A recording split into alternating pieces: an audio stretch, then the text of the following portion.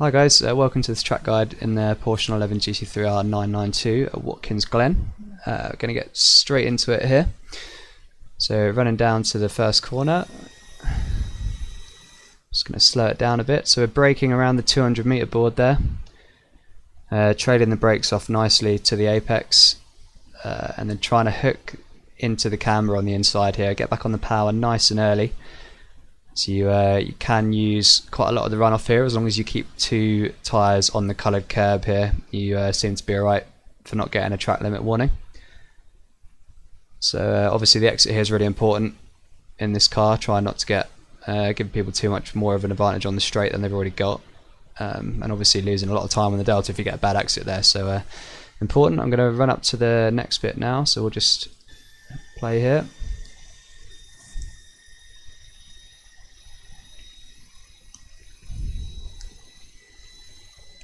Just keeping it nice and smooth on the wheel through that section.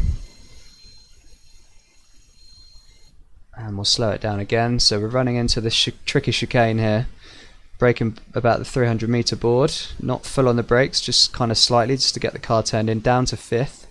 Be careful how much of that curb you use on the inside there, because you don't want to bottom out the car and then it skips wide. It's kind of same with all these. You can use a fair bit on that one without bottoming out. And we're down to fourth now, just to get the nose kind of in a bit more, and then back up to fifth again now. And using a fair bit of those curves again, just try not to bottom the car out, because it does tend to skip wide when the floor hits the curb. Kind of feathering the throttle and the brake through here to try and keep the nose in. I do let it run a little bit too wide at that point there, so I've gone down to fourth to try and keep the nose in a bit more, but I think ideally wouldn't have let it run quite that wide mid corner, but still getting a pretty good exit there. You can use this curb on the left like so. So using all the track limits really important around here, keeping your momentum. We'll leave it in slow-mo running down the hill here. So this little concrete bit on the right, you can kind of brake around there, trail the brakes nicely here. You can get on the power really early again in this one, using the camber of the corner. So we're already back on the power a bit here. Can't even see the exit yet. So try and not use the grass, but use all that curb on the inside, and then you've got a nice bit of curb to use on the outside here on the exit as well, as we go back up to fourth. And then we'll just speed up a little bit into the hairpin here. So as this is going uphill here, you can brake pretty late. So we're braking almost at the 100 meter board there just before. And use a fair bit of steering lock here to get the car lined up nice and quick, so you can get on the power early for the exit. So we're already on the power here up the hill. Just caught a little bit too much curb there on the inside. I think ideally you probably don't want to use that too much, because it does mean a run a little bit wide on the exit, but that's fine, not too wide, because you do tend to use this extra bit of concrete here outside the white line anyway. So it's yeah, not too bad. And we'll run up to this final section.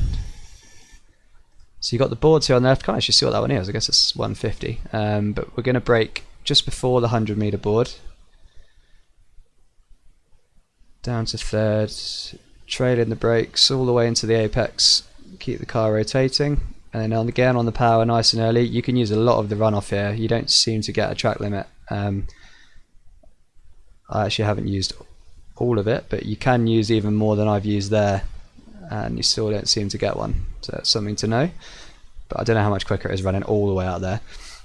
This one's a tricky one for the braking point. There's not really one. Maybe the trees on the right, when they disappear from your view, can be a brake marker, but when you turning in here, you're trying to keep it hooked on this curb on the inside.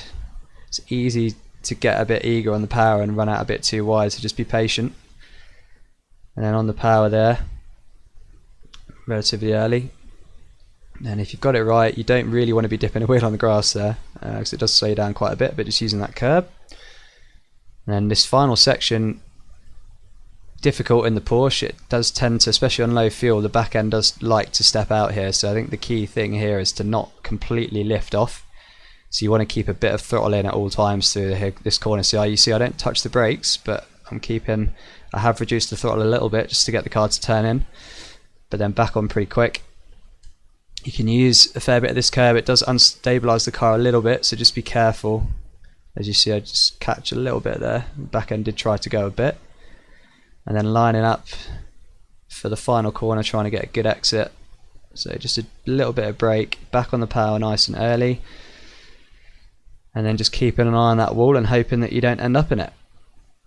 But on this occasion it's pretty close to it there. It's obviously about where you want to be if you can without hitting it. And that's the lap. So coming across the line with a 1:42.35.